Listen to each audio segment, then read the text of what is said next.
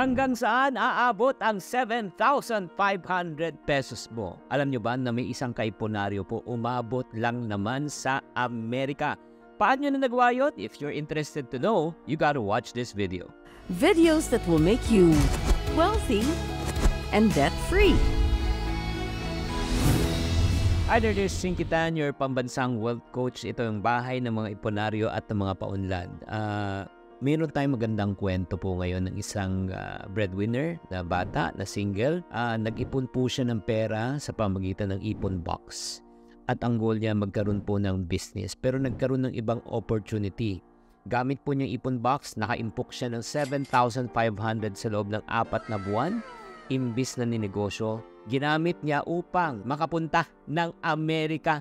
Paano nangyari yan? Nako, let us welcome and let us hear the story of our kaipunaryo, si Jade Rebaño Luces. So, ako po pala si Jade R. Luces from Kalibo, Aklan po. Nakapagtapos pa ako ng Bachelor of Science in Hospitality Management sa Aklan State University College of Industrial Technology. Ako po ay isang bunso. So, habang ako po ay nag-aaral, ay ako po ay nag-working student at also nag-online seller po ako upang ma-provide ko po ang mga needs ko sa school and also po pambili po ng gamot sa mama ko. Oh, grabe naman talaga, oh. Ay, nako, napaka-responsable naman ng batang tong si Jade, no? Kahit bata pa. Oo, at naging breadwinner siya na ng pamilya niya at a very young age. At nakwento nga niya na hindi naman sila ganong rangya. At ordinaryo lang silang pamilya at umabot pa nga sa katayuan na talagang nangailangan niya mag-fundraising. At anong ginawa niya sa fundraising? Let us hear what he has to say. Hindi naman po ako ipinanganak na may marangyang pamumuhay sa isang payak ng pamumuhay kung saan ito pong naging inspirasyon ko para maabot niyo po yung mga pangarap ko at also po para hindi po sumuko sa hamon ng buhay. Kasi alam ko po na lahat ng ito ay nagbiging daan para maging better ka para sa future mo.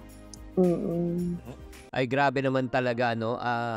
At a very young age, no, na talagang namulat na siya sa katotohanan na yun nga, kailangan maging parte siya ng solusyon ng pamilya, kaya tumutulong na siya. Pero meron din siya mga pagsubok na dinaanan. Kung ano man yan, let's hear this. Puro yung pinaka-challenging na need kong magtinda ng mga kakanin. Ikot ko po ito sa mga bahay-bahay at sa mga barangay. Pinopost ko po sa Facebook kung sino po yung may gusto ng pagkain na ito. Tapos dinideliver po namin ni Kuya or ni Papa po para po may pambiling gamot si Mama at also po may pambaon po ako sa school. Ang gusto ko din po sa inyong ma-share na around 2022 po nagkaroon po ako ng fundraising po na Pudding for a Cause para po sa operation ng dalawang mata ng mama ko kasi po nagkaroon siya ng cataract. And successfully po, dahil po sa pudding na yon ay napa-operahan ko po yung mata ni mama sa pudding po. Pudding Nagawa Yes, mo mismo? Yes. Galing naman. Grabe naman talaga, oh. Madiskarte tong batang to, talagang malayo ang mapupuntahan. Ay, grabe naman. Alam nyo, nakaka-touch po, no, kahit na, yun nga, hindi mahalaga kung saan ka nang galing, ang mahalaga saan ka papunta. Hindi mahalaga kung mahirap man ang sitwasyon mo ngayon. Ang mahalaga na lumalabang ka eh. Pero ito nga, ano ba naman ang next question naman siguro is, ano ba kang storya sa likod ng kanyang ipon journey, yung sa 7,500? At paano niya nagamit yan? Nagkasya papunta ng Amerika. So, eto po ma'am yung nangyari. So, follow po ako kay Sir Singkitan. Page niya po, nanonood po ako ng mga ipon, ng mga successful na ipon ng mga Pinoy na naging maunlad na din. From the gold na ini-invest nila, from the pera na iniipon nila. Ito pong ipon ko is pangarap ko po talaga na mag-invest ako para sa business ko. Ma-enhance ko yung mga equipments na gagamitin ko at also po may pandagdag pa po sa mga paninda ko. Ito nga po, nagkaroon po ako ng opportunity na mapili, na makapasa po sa isa sa pinakamalaking hotel dito sa buong mundo. Number 1 hotel in Marriott Gate Opryland Resort and Convention Center. Dito po siya, Nashville, Tennessee. From nakapasa po ako doon sa interview, ay nagkaroon po ako ng oportunidad na makapasa din po sa visa interview. ang ginamit ko pong pera is pinangdagdag ko po. Nag-isip ko muna ako kung paano ba to kasi yung goal ko dapat hindi ko mabawasan yung ipon ko. Pero yung mga ilang minuto na inisip ko na siguro may dahilan kung bakit ako nakapag-ipon ng ganito. Na-shock nga po ako na ganito na pala yung naipon ko. Dahil po may tinda ako, nagtatabi talaga ako ng 100 pesos, 50 pesos para po sa dream ko na business. And luckily po, nakapasa po ako sa visa interview at nandito na din po ako ngayon sa US and fulfilling my dreams in life para po sa pangarap. Yeah. Thank you po. Grabe naman talaga, nakaka-fulfill, nakaka-touch talaga yung kanyang journey, no? At syempre, just to clarify, ito lang nakwento nga niya na pinandagdag niya itong gastusin. Kasi hindi naman sapat talaga, honestly, itong 7,500 para pumunta ka ng Amerika. Pamasahe visa lang, ubos na yan. Pero anong ginawa niya? Curious ako, saan niya ginamit itong 7,500? Let's watch this. So, bali po, pag alis ko po ng Aklan, papuntang Manila, nag-decide na po ako na gamitin yung ipon ko na yon para pandagdag kong pocket money at also po, panggastos po doon sa Manila for my visa interview po. Ayun po. Wow. Galing. Wow.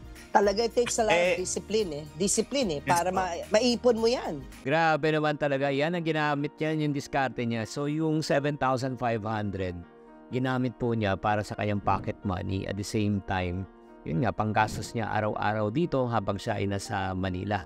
So talagang nakakaano talaga, grabe. Sarap talaga ng pakiramdam, Ang sarap ng pakiramdam pag alam mong mga kaipunaryo na nag-uumpisa, di ba? Nakatulong ka. Actually, nakatulong ako sa pag-uudyok lang sa pag-iipon, pero hindi ako nag-ipon.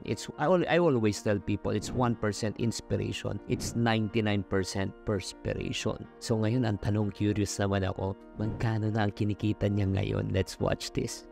Right now po, ma'am, parang slow po kasi ngayon, hindi pa po peak season. Baka next week po mag-start na po yung peak season ng Christmas. Baka po tuloy-tuloy na. Nasa around 30,000 po per week yung kita. This week yung sweldo ko ngayon. But may mga dollars? Pesos yan. Bali, nasa $528 po yung sweldo ko ngayon. Wow! Diba? 30,000 pesos. Not bad, not bad. So ano po mangyayari dyan? Imagine mo kung 30,000 siya times 4 weeks, that's around 120,000 pesos. That's sobrang sulit. And then, off-season pa yan, di pa peak season yan. Pag nag-peak season yan, probably pwede pang at least, di ba, around 50,000 a week. So, pwede siyang umaverage ng mga 200,000 a month. Grabe. So, imagine mo, from earning only a little, no? Yun talaga makikita mo talaga. Yung parati ko sinasabi, no? Mga kaipunaryo. Mag-umpisa kayo sa maliit, pero mangarap ka. Diba? Faithfulness in the little things. If you are faithful with the little, I do believe, no, that you will be faithful with much. Yan ang pinakamagandang example na ginawa niya, di ba? Kaya nga parati ko sinasabi, mga kaipunaryo, na hindi ko makalimutan na parati sinasabi ni mama sa akin, anak, gusto mo bang maging milyonaryo? Sabi ko, opo. Tatandaan mo to, pag walang piso, walang sandaan. Pag walang sandaan, walang libo. Pag walang libo, walang daan libo. Pag walang daan libo, walang milyon. Kung hindi ka marunong magpahalaga ng piso, maniwala ka. Huwag ka nang umasa na ikaw ay magiging milyonaryo. Ay, grabe naman talaga. Nakaka-inspire. Pero hindi pa tayo tapos. Meron po akong pinayo po sa kanya na gusto kong mapakinggan ninyo. Okay? Kung ano ang gagawin na niya sa kanyang income habang lumalaki po siya. Ito yung parang key, no? Pag tumaas ang income mo, kasi lalo na ngayon, di ba? Kasi ang income mo nasa 30,000 lang. Yeah. Pero pag tumaas ang income mo, ito yung diskarte. As your income increases, you don't increase your standard of living and spending, but you increase your standard of saving and investing. Baka gawin mo nang siyang 20-20-60. Or pwede mong gawing 10-30-60. Yeah. Pag tumaas ulit ang income mo, gawin mo ng 20-30-50. Tatandaan mo yan. Huwag mong kalimutan yan. Basta pag tumataas ang income, hindi tataasin yung gastusin. Tataasin mo yung saving at saka yung investing or saving sa pagbabayad ng utang. Okay? Oo, kaya sa sa weekly mo na 520. Okay. So, nagets nyo po yung parang principle na yan. Yan po kasi ang common na nangyayari po. Pagka tumataas ang income, tumataas po ang ating lifestyle. Yan po yung tinatawag nating lifestyle inflation. Para maramdaman nyo mga kaipunaryo ang iyong kita at ganansya sa imong kinabuhi.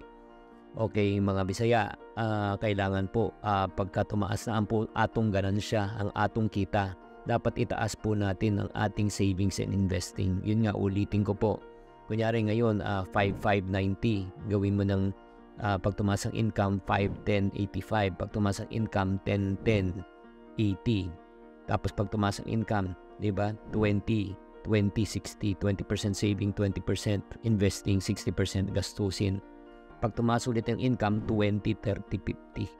So, pag ginawa nyo yan, mararamdaman nyo talaga. So, imagine mo, pag kumikita siya ngayon, diba? Let's say ng 30,000 at 90% ang ginagastos niya. So 27,000 nagagastos niya.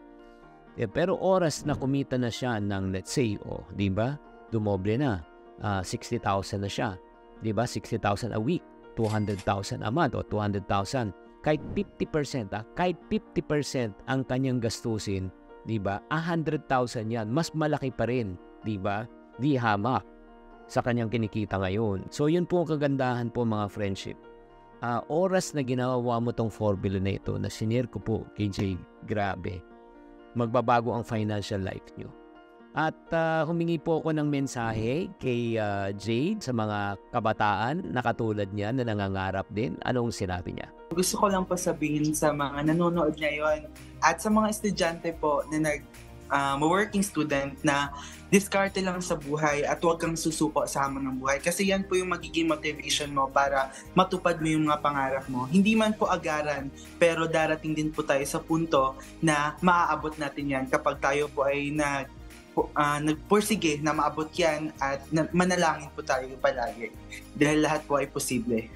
Grabe! Woo! I hope that you are inspired by the life of Jade. At a very young age, nangarap, di ba? Nag-ipon, na bago talaga ang buhay.